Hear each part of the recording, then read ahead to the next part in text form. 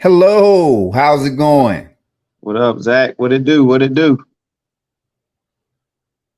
Great day. Yes, sir. Uh, Happy Juneteenth. Happy Father's Day. Absolutely. Same to you. Happy Father's Day, Zach. Happy Juneteenth. Right back at you. All right. Great time of the year, man.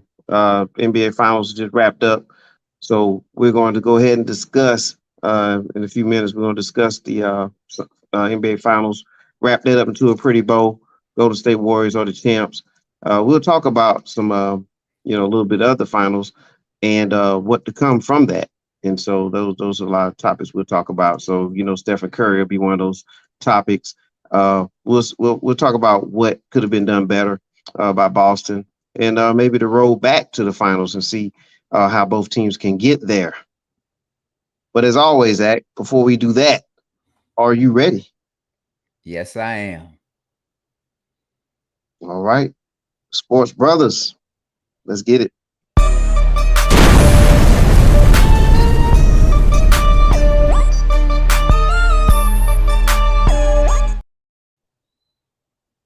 All righty.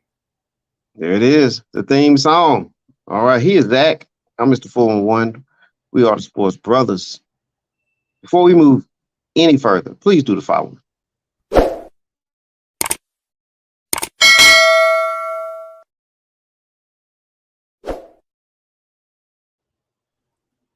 Yes, please do that. Yeah, do those things for us. It helps us out tremendously. And guess what? We won't even charge you anything to do it. So just please help us out there a little bit, fans. We're going to go ahead, Zach.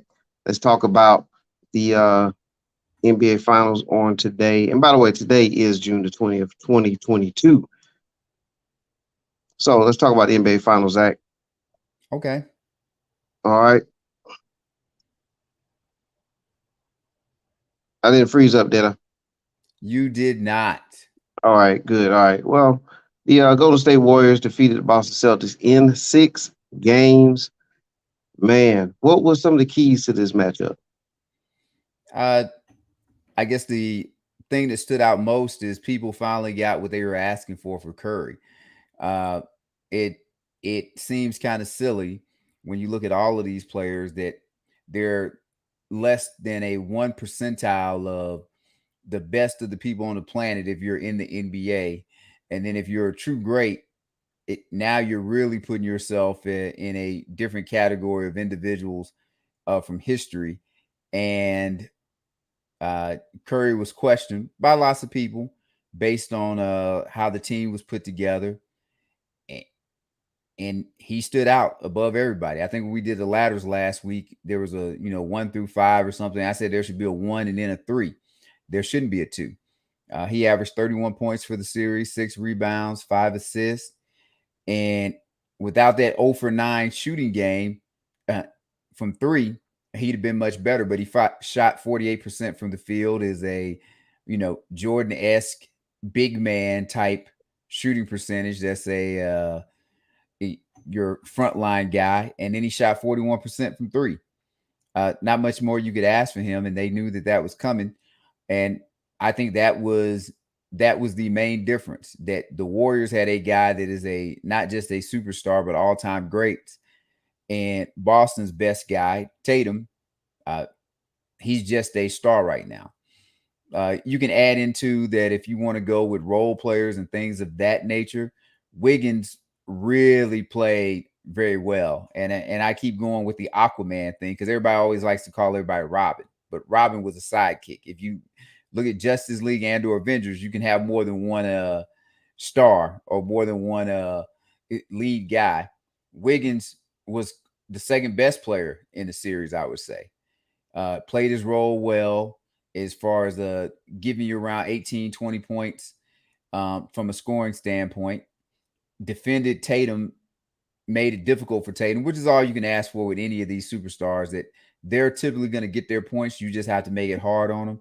And I'd say game 4 and game 5, best games of Wiggins' entire life of playing basketball at all. And without the, and you can really go either game.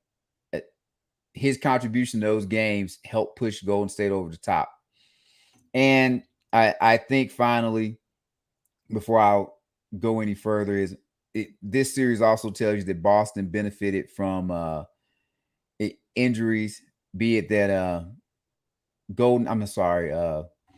Milwaukee was missing Middleton, and then Miami was suffering from the injuries that they had. And great for them that they got to get to the finals, but this probably is what hurt them.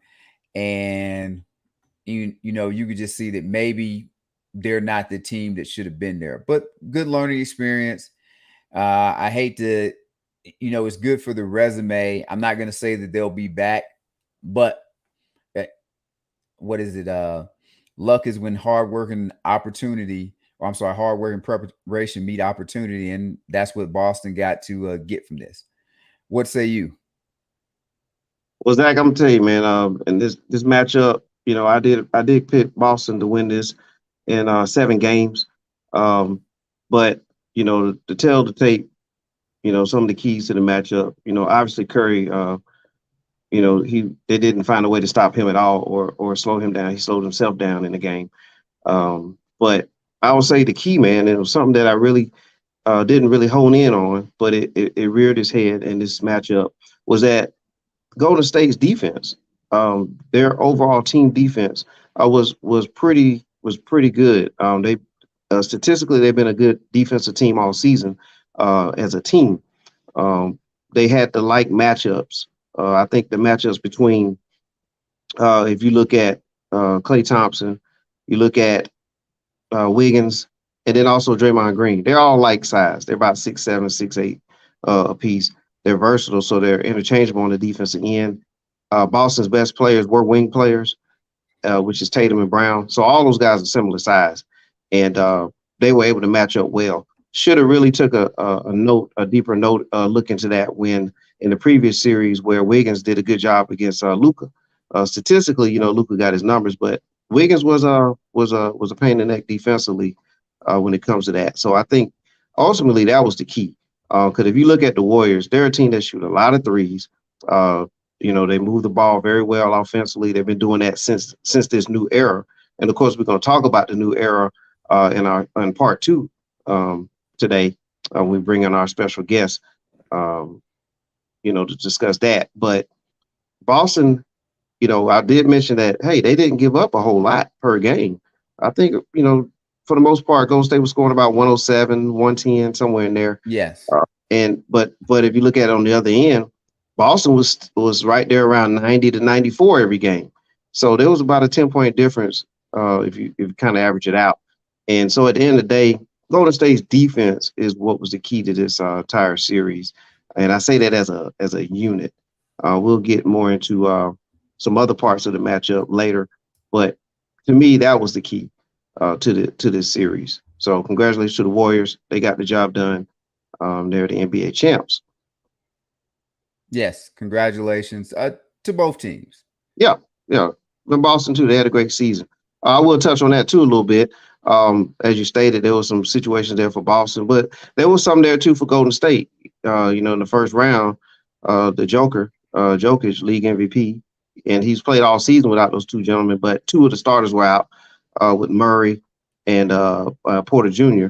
And then the next round, Memphis, who was giving Golden State all they can handle, they lost Morant in that series somewhere in the middle.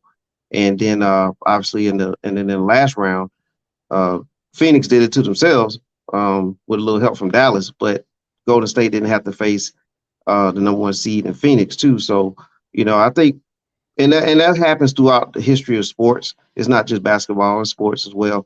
You have these upsets, or you have things happen as far as injuries and things like that. So I think both teams took advantage of the opportunity, and they were the survivors. And that's why it's a team game. That's why it's the Warriors, Golden State Warriors. It's not, the Golden State Currys or the Boston Tatums. It's about the team. So overall, the team survived everything. COVID, injuries, whatever, this or that, they made it there. So it was deserving.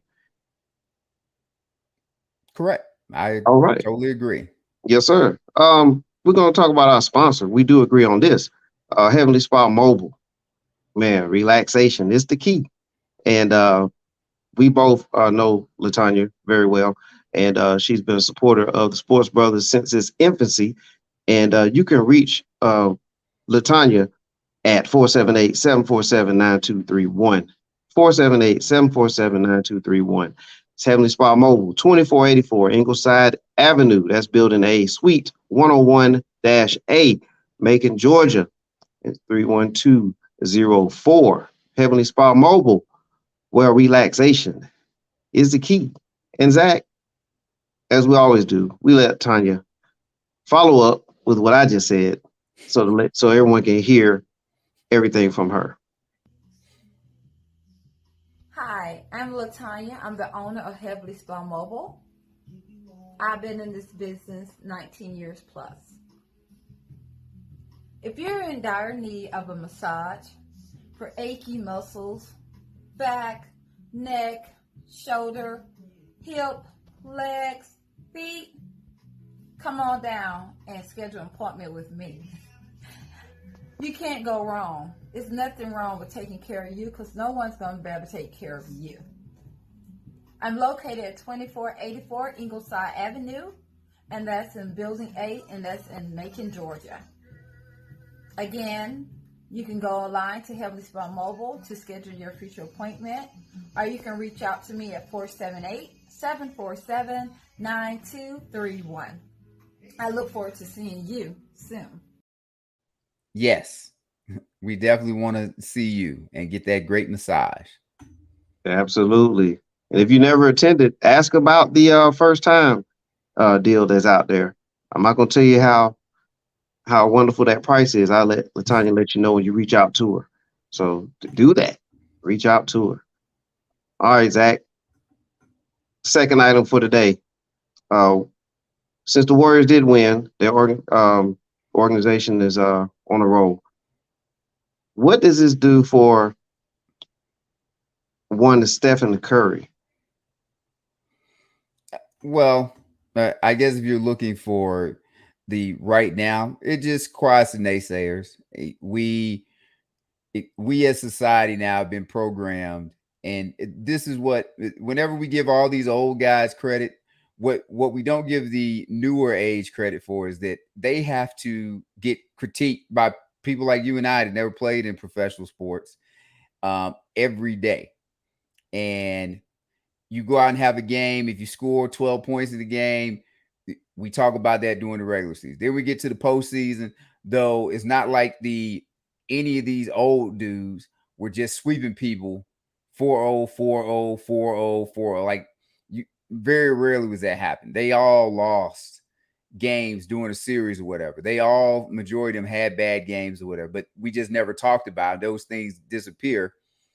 And so it doesn't get highlighted. Everything these guys do get highlighted. And I can be probably part of that sometimes, that I am overly critical of individuals when you're trying to make your point. Kyrie Irving is probably one of those guys that is better than I maybe give him credit for in the big scheme of things.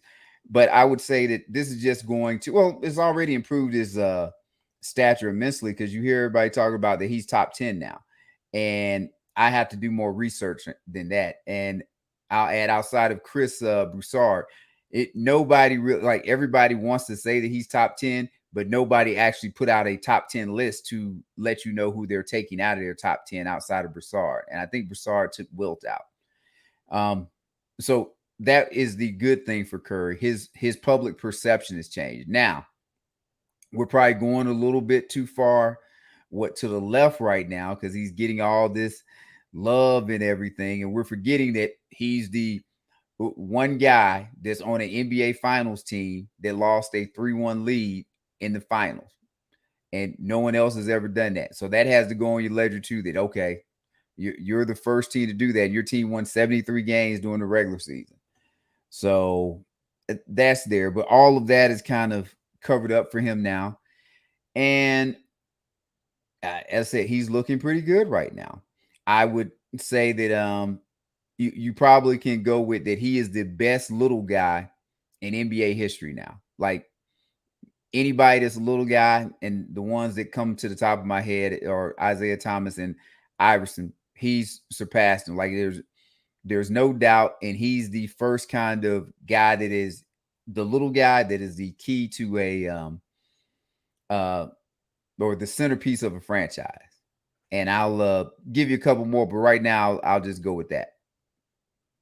All right. Well, for me, what it does for Curry is that it does silence some of the critics. His accolades are, he's stacking them up, and winning this championship really does wonders for him as far as his all-time status when you get into the conversations about players. Because I think it was even a couple seasons ago, Curry was in I think it was ESPN that they had Curry ranked ahead of a lot of players. I think a lot of key players, Yes. such as like a Kobe or Isaiah Thomas. I even believe that too. Yes. Yeah. So it's like, but there was a lot of questions about that. So whether you agree with that or not, he's strengthening his argument. You know what I'm saying? So, with him winning this championship, with him winning several other things, we'll put it up here. Just this season, he's got a lot of accolades. You can see it right there. You can see him with the cigar and holding all his trophies. So he has a great season. He's adding the All-Star games and the conference player MVPs and all those kind of things. So he's had a tremendous season, and all you can do is just continue to add to that. So Curry has done that. He's also had an opportunity to become MVP when he's clearly the best player on his team, and that was something that now that can be dismissed as far as part of the argument if someone has that. So for this championship, it does that. It does a lot of good things for Curry, and just strengthens his argument, in my opinion. Yeah, and as I said, now it's a good conversation to have. And I don't want to.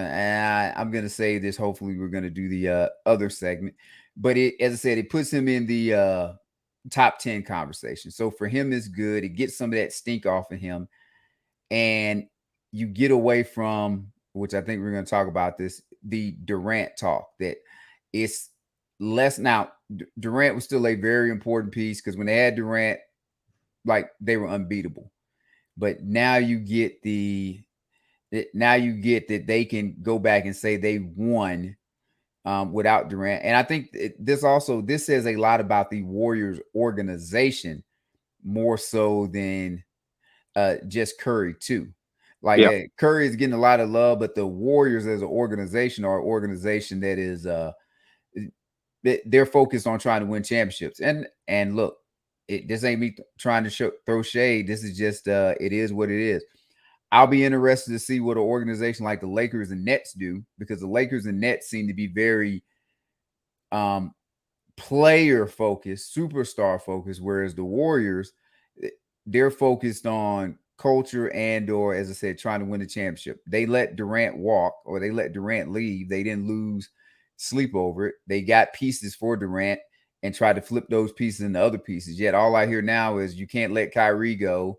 You can't do this with LeBron or whatever. And maybe that's what organizations that don't win championships consistently, or at least have a vision, worry about. Whereas the Warriors, they weren't focused on that.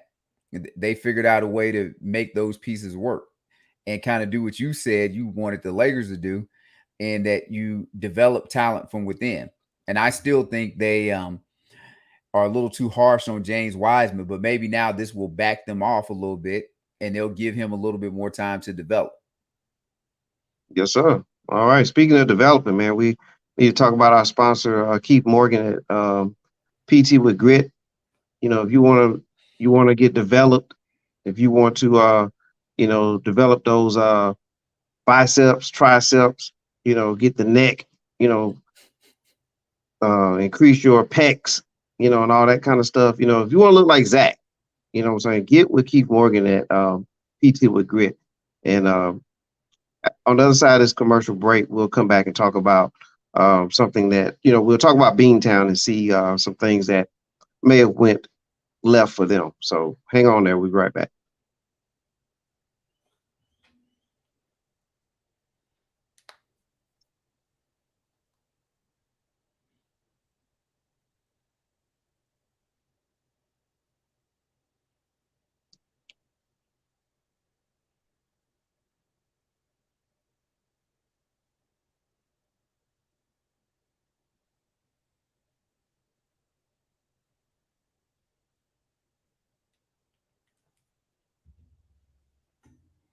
All right.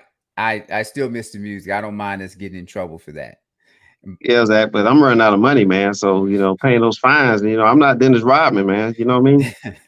I'm Yes.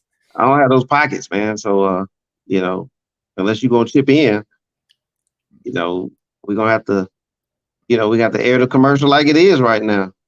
I'm telling you, Okay. man, them fines are steep, man. I'm running out of Oh, pennies.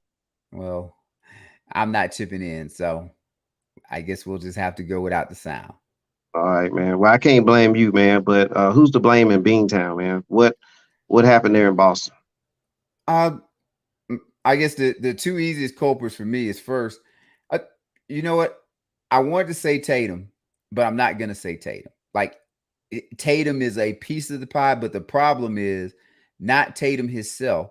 But this is me going back to media and fans alike that everybody gets mad about analytics, and when you kind of get more into the numbers and you really start trying to look at what's going on. But this would be the other problem with the NBA and sports in general having more exposure, because you see a couple highlights from a guy, you see some numbers or whatever, and you start wanting to put him in, top 5 greatest status or whatever, when the guy isn't really there. And I think we always get is like that there'll be a list that'll come out and everybody will say, well, this guy's top 5 in the NBA. That doesn't mean anything. Like you can be top 5 in something, but just because you're in the top 5, that don't mean that the people that are ahead of you are any good, or that don't mean the people that are in the top 5 are any good. Because if you list me the top 5 point guards in the NBA right now, my guess is being a top 5 point guard in the NBA in 1980 is different than being a top 5 point guard right now. And I know damn sure if you were a top 5 running back in the 80s, it is much different than being a top 5 running back in the NFL right now. That them guys were different type dudes. And I'm saying with Tatum, he's a star. I want to say maybe he's in the Clyde Drexler-ish mode, possibly, but we'll have to see, because everybody keeps talking about this Boston team come back, and they may come back, but we've seen a lot of these teams make the finals, and they're one and done. They don't get back. Even if they do get back, and you remember this because this happened during our time frame, Clyde Drexler was a very good player. They go to the finals against the Pistons. They lose 4-1. They come back. They're supposed to be the best team in the NBA. They get upset by Magic. Jordan gets his first title against the Lakers, and no one thinks about Portland because Portland makes it back then that following year and loses to the Bulls. But the best team that the Blazers had was the team that lost to the Lakers, and that team probably beats the Bulls because I think they swept the Bulls during the regular season. So we don't know how things are going to work out for the Celtics. And I would say the media just put a little bit too much on Tatum right now in the sense of elevating him maybe to Kobe status or whatever, when okay, maybe he was Kobe status, but he was Kobe's in the final first status when Kobe averaged like 15 points. Not Kobe when he is the guy on his team that beat the Celtics the second go round, and he's the man without a doubt. And the next would be Ime Udoka. Everybody wanted to make Ime Udoka this up. He's next. He knows everything. He's pushing the right buttons, blah, blah, blah, blah, blah, blah, blah. And all of that is wonderful. But I mean, and I'm just saying, just because it's a brother and we want the brothers to have jobs and all this other stuff, we don't need to go overboard. It was the same thing with Phoenix last year and their head coach. Every little thing he said, oh, that's leadership. Oh, look at this. Oh, look at that. And then I don't see no videos of him this year. It, especially not the video of him and Aiden getting into it. What happened to all that leadership? What happened to all that? Ever did he make what type of changes or you know, new schemes or whatever did he put in during the finals? Because it seemed like it got worse for the Celtics. They scored 90 in game 6, 94 in game 5, 97 in game what was that, 4. So they were below 100 3 straight games, but nobody talks about that. So those would be the individuals I'm gonna blame. I'm gonna blame the media for pumping Tatum up a little bit too much, putting too much pressure on him with the expectations. And same with Udoka. He was still a young coach, first year coach or whatever. They made it to the finals, but we also talked about that circumstance did help with that. All right. Well, Zach, I'm gonna give my take on Boston and who's to blame in that situation. But before we do that, Margarita Man, you wanna pump up your party?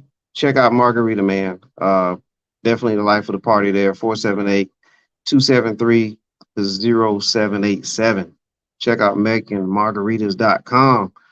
Man, they had a machine, Zach, where you can just, once it's all installed and everything, man, it sets your party off, man. More people are going to be hanging around the margarita machine than the party. Well, so that sounds good. Yeah, and I can speak from experience that you would definitely enjoy that. So check out Margarita Man. And if you have any difficulty with your vehicles, Zach, I know you in El Paso, and you may have some people you need to check out in the A. And if you don't want to pay that, that ridiculous airline ticket, but you want to make that ridiculous long drive from Texas to Georgia, on your way back to Texas, you need to stop by and check out James Spicer, the owner of Precision Tune. He owns his own shop. He is ASE certified. Check him out, 478-923-4510. Look at all the things he can do, man. Just about everything to your vehicle is all listed there. So if you need the oil change, you need the water pump, everything, man, tires, you name it, man, he's going to take care of it. So check out James Spicer, Precision Tune Auto Care, located 1210 Watson Boulevard, Warner Robins, Georgia, 31063. So check him out, Zach, on your drive back to El Paso. Yes, if I ever decide to lose my mind and drive 20 plus hours, I will make sure to do that. Yeah, absolutely, man. All right. So so in Beantown, man, what I noticed, Zach, is that, man, what went wrong to me was that they didn't really attack Curry enough, in my opinion. They had the size. They could have, he's already going to be a scorer, so you got to wear him down on the defensive end. And they had the players that could do that. I just think they should have taken him and on that box a lot more, take more advantage of that situation. Again, we talked about earlier with Golden State, as far as wing players, they matched up well. They can switch, interact, switch and interchangeable and all that good stuff. But the one matchup that they could have really forced a lot of, dictate their offense from more is if they work Curry more in the post and then force Golden State to react. Boston was doing more of the reacting than Golden State for me. So I would have tried to do that, try to get Curry in some foul trouble, build up a little frustration, and then, see where things lie there. Could have been a difference, pretty much in the 8 to 10 point swing, maybe. So I think they should have attacked more there. We'll talk more about what both teams need to do as far as moving forward. But to answer that question, I believe that's the blame. And so with that said, we have to put that blame on the coach with the strategy. So Udoka, great season, but, of course, he's going to learn from this as well. There's mistakes that are made by coaches, as they ascend upward and move further into the playoffs and things like that. So certain Pat Riley, I know there was a lot of adjustments he had to make back in the days, so just to use that as an example. So we'll see where they go from there. But that was the thing that I was screaming at the TV about, as far as that. Didn't care who won or lost, but, just looking at the matchups and things like that. I mean, that's where you try to take advantage of where you can. So I would have done that. As you mentioned, Curry's a little guy in your, based on what you're saying. So, and weight wise, Yeah. he definitely is. Yes. So yeah, they should have taken advantage there because Smart is he may not be as tall as Curry because Curry is, sneaky tall now. He's No, 6'3". he has length. He's just don't got them cakes on him. All right, man. We're talking about Yep. those cake. Yeah, we on another show, but yeah, definitely. Definitely there. But yeah, because Smart, he's a stout player. I think he could have, been more, bruising there and then get some cross matchups and take advantage there and then get the kick out. So we'll see what they come back with next season. And speaking of next season, Zach, how can the Well, Celtics? before we go there, just one thing Yeah, to add, and I thought you were going to hit this, but I was go saving. ahead. I'm kind of shocked you didn't, because you all about the traditional point guard, Marcus Smart. Well, first, uh, That is for my next question, though, Zach. my bad. Okay, I'll let it be then. Yeah, but you right on to something there. So I'll just go ahead and lay it out there for you. You're Sean Kemp now, okay? I'll be Gary Payton, and I'll throw the alley oop. For those who know Zach, back in the day, Zach he had some hops. He would elevate. We'll have some people need to chime in and let us know if he actually threw it down. I'm not gonna give that part away, but I'm gonna throw the alley oop to you now, Zach. How can Boston and Golden State return to the finals next season? And I think this is a tie into what you're about to say. Well, I was gonna go with and as I said, I kind of thought this was something you'd be hammering home, but Boston, I think we saw Tatum ended up with 100+ turnover, which is bad, but all of that, and I'm gonna go with you, kind of like with Udoka. Tatum does, like, everybody watches LeBron play, or everybody watches, say, a Kobe play, and they think, or if you want to go Jordan, and they think everybody can facilitate the offense. But even if we look back at Chicago, Jordan didn't necessarily have the ball in his hand all the time. Kobe facilitated a lot of the Lakers offense, but like, there ain't a lot of Kobe Bryants. LeBron James is uniquely gifted that he can facilitate. Same thing for Magic Johnson. I know everybody puts Magic Johnson in the point guard category, but Magic Johnson is a 6'9" player. For him to be able to dribble the way that he can and, run things, that's not the norm. So having Tatum have the ball as much as he has it is probably not what you want. But Marcus Smart isn't necessarily, like, Marcus Smart is a point guard, but Marcus Smart is considered a point guard in the sense of his size, not necessarily in the sense of his ability to run a offense. And so with that being the case, they need to look at and I would ask you, do you think they need to bring in a point guard? Because technically they tried it before. They tried to bring in Kyrie Irving.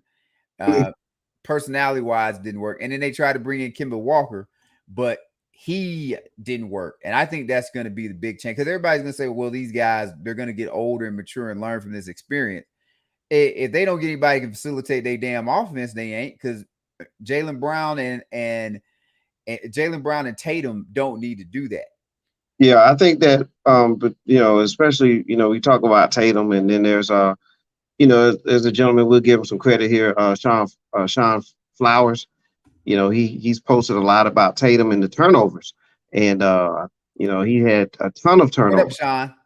Yeah, he had a ton of turnovers in this series, and I think a lot of that is because he's not really a ball handler, if you will. Yes. And he had the Golden State put him in some situations, and a lot of those turnovers were a lot of them were also unforced, but. Yes. But he has to work on his handle there as far as if he's going to try to do a lot more ISO driving and that kind of thing. Because right now it looked like Tatum is pretty much relying on the step back three and then the drive. And when he does that and teams collapse or show different looks, that's where the turnovers are coming in. A traditional point guard would be nice. Someone who's more pass first, like a Ricky Rubio. To me, Ricky Rubio is a signing that it won't make the papers, you know what I mean? But he's a tall point guard, still has good defensive skills on him, and he's a pass first type of guard. That would be a good, pickup. He can even back up Marcus Smart or split the minutes in the backcourt. That would help. Yeah. If they're not going to change their offense to more of a triangle type offense where you don't need really a traditional point guard and you can just use the pass to penetrate the defense, then you can play it that way. I think that would be good. But then that goes back to Udoka and his system, and now you're looking at changing the whole system. So I think that maybe looking for someone like a Rubio would help, and that would I think that would alleviate a lot of their problems, because I think Boston defensively, they stepped up this year, had a good defensive season. Yes. And that would be like a subtle change. And look, that could be the difference in winning the championship next year. Well, they definitely need to get someone that can facilitate better. I hear a Brogdon out of Indiana coming Yeah, up. that's another good one. Maybe that's the guy. And they need a lights out, knockdown shooter too. Because the one thing that ain't gonna happen, at least in my mind, they not gonna have the best player in the NBA. Like what the Bucks need to fix is different than what Boston need to fix, because Boston is gonna be more of a, if you want to go, they gonna beat you with numbers. Yeah. They should, like as I said, Tatum and Brown are good, but I'd say they're star players, not necessarily superstars that need to have everything. So they need to do some reconstruction on the team, because and we'll have to hear what you have to say about it. But my guess would be you still like the Nets, especially if they have Ben Simmons and Kyrie coming back. As long as Antetokounmpo is breathing, I'm gonna like the Bucks. If you're somebody that's a Philadelphia fan or Embiid fan, and you would expect that Philadelphia to make some changes and they get better. And I mean, then you even got the Hawks out there. I mean, there's teams in the East, Miami. I talked about them getting Bradley Beal, maybe, depending on what they have to give up, because I think they might be ready to come off of Tyler Hero. I would say putting Boston in that mix. Boston, I kind of feel like they would be in the same kind of scrum they are this year, trying to have some things break their way. So yes, they definitely need some, I'd say, man, I know it's going to sound bad to say, some significant roster reconstruction if they're trying to win a championship. Well, I mean, we talked about the guard thing, and I don't want to leave this part out, but they've tried the non-traditional type of point guard. They went from, let's see, they had Smart, they drafted him, and he really worked his way into becoming a valuable piece. I think they need to definitely keep him, especially because of his defense and his energy. But then they went to Kyrie Irving, which is, again, to me, not a traditional type point guard, more score first. Correct. Then they went to another version of Kyrie with Kemba Walker, who's another score first small guard. And so that formula is just really not working. So I think they'll look at things. I mean, Boston is I think they, when you make it to a finals like this, you get this close, I think the organization is going to try to make moves to get better. The Brogdon one, man, that'll be awesome. I think Brogdon can help a lot of teams. We have a listener out there right now, Antoine Brundage.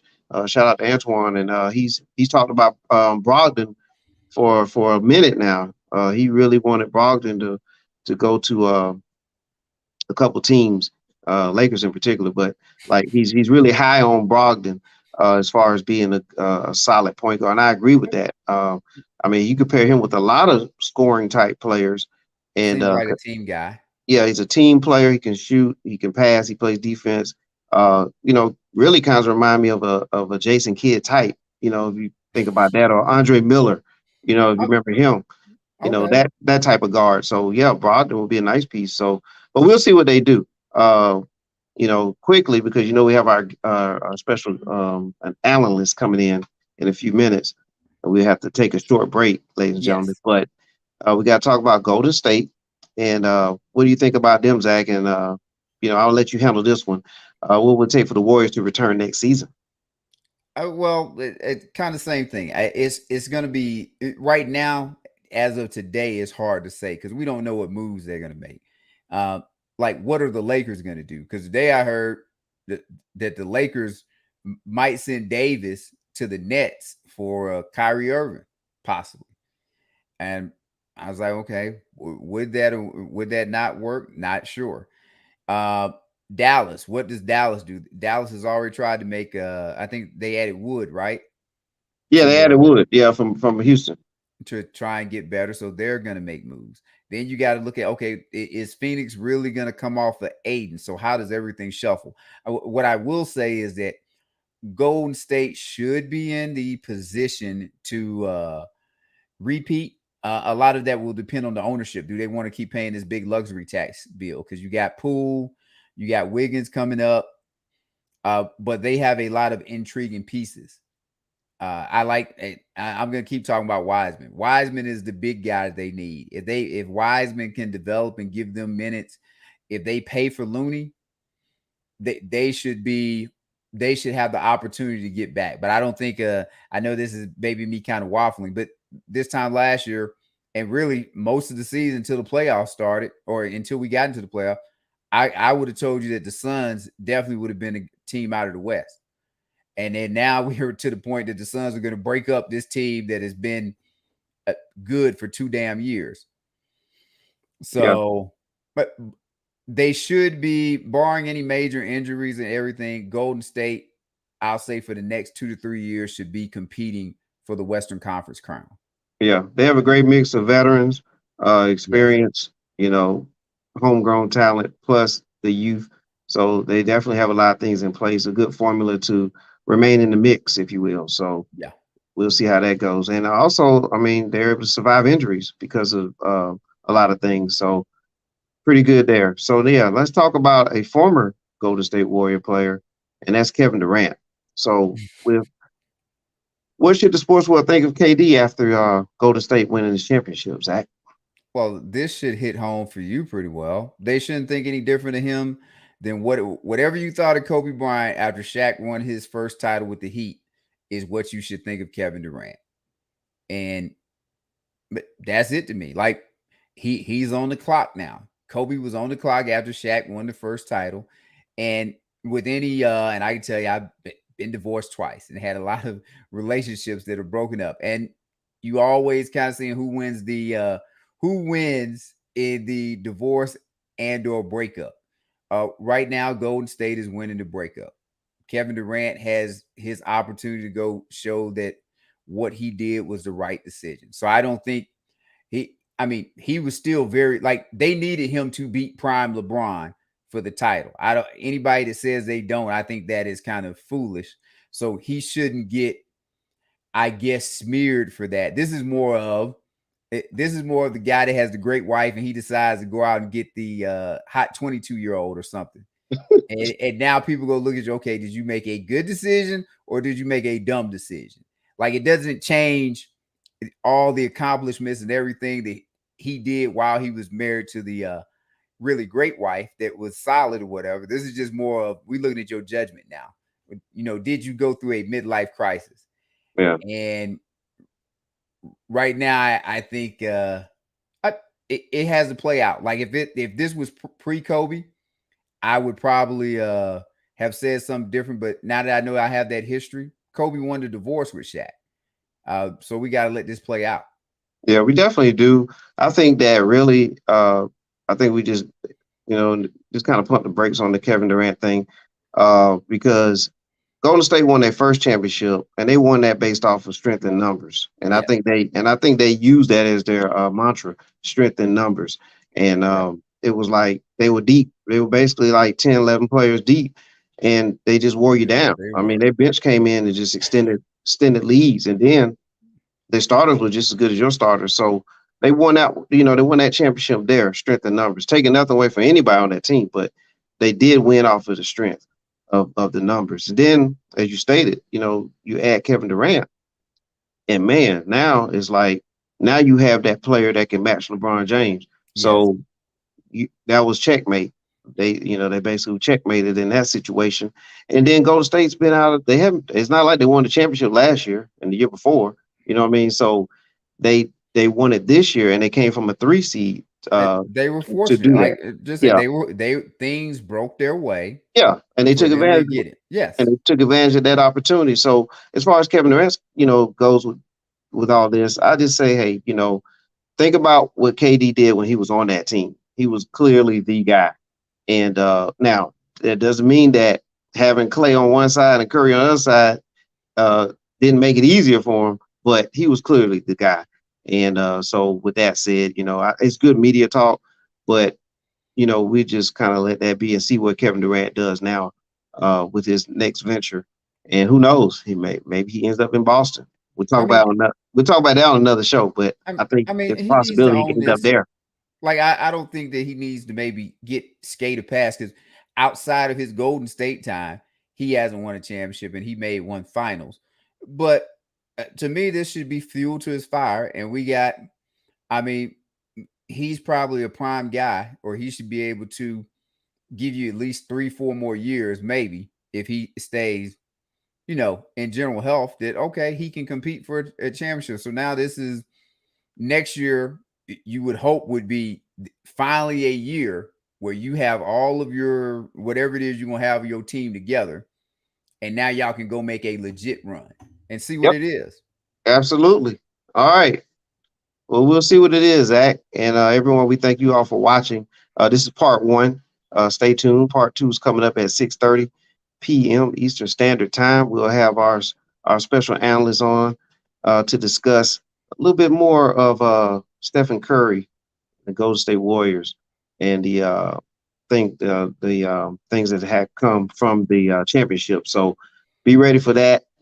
But for now, he's Zach. I'm Mr. 401. We are the Sports Brothers. We thank you for watching, listening. Hit the like, subscribe, notification, all that good stuff. And we'll see you in a few minutes. Yes. See you shortly. Peace.